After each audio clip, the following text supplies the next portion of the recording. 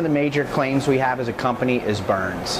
Everybody automatically assumes it's burns from ovens, but this little baby right here is the cause of 50% of our accidents.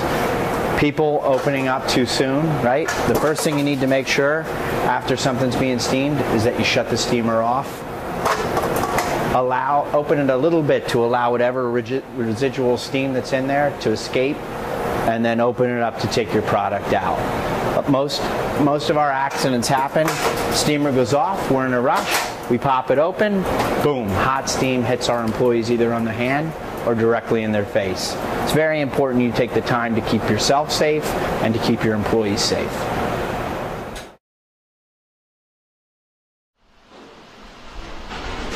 Good afternoon, everybody. I'm Joe Labombarda, the chef over at Google. Being that St. Patty's Day is just around the corner, I just wanted to give you guys a quick video on how to make corned beef and cabbage at home for your family. Real simple recipe, no preservatives. First thing, a common misconception is corned beef and cabbage is an Irish-American tradition, not from Ireland, the Emerald Islands. Over in Ireland, they would have corned pork and cabbage, but when Irish immigrants came to America, down in Lower Manhattan, all of the butchers were kosher, so there was no pork available. So they came up with this great substitute, corned beef and cabbage, as we all know it, using beef brisket. One thing you want to make sure of when you're getting your corned beef is that you have a nice marbling on the meat. Second thing is you want your butcher to trim it so there's not too much of a fat cap on there. You don't want to be paying for that fat. Too much fat's not good for your diet. So the next step in the process is pickling or corning your beef. So simple process. You want to use 3/4 of a cup of kosher salt, a half a cup of granulated sugar, 1 tablespoon of dried mustard, 1½ tablespoons of pickling spice, and 2 cloves of minced garlic. I just chopped up beforehand. To this you want to add 10 cups of cold water. You're going to add it, mix it up with a whisk. Then you're just going to add your beef to this brine. Make sure it's fully submerged. You're going to pop it in your fridge for 5 to 7 days. Once a day, you're just going to flip the beef over.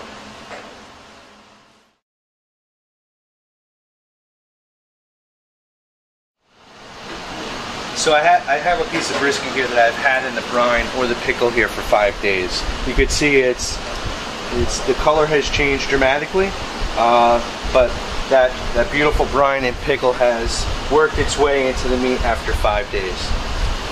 You're going to just give the brisket a good rinse.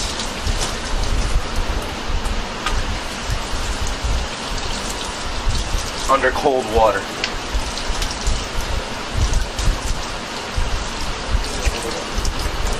We're going to go right into a tall pot.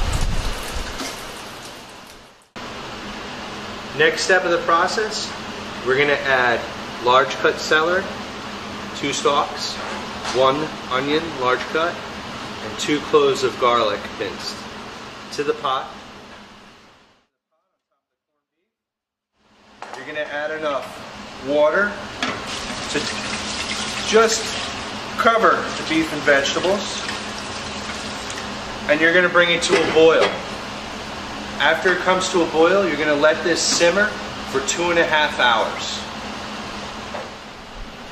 So next step in the process, our corned beef has been simmering for 2½ hours.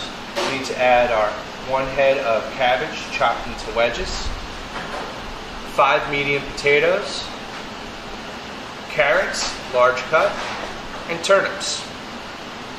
So I'm going to go ahead and add that right to the pot.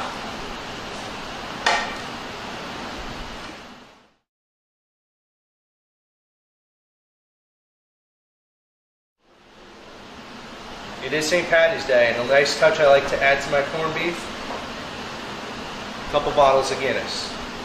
Right into the pot.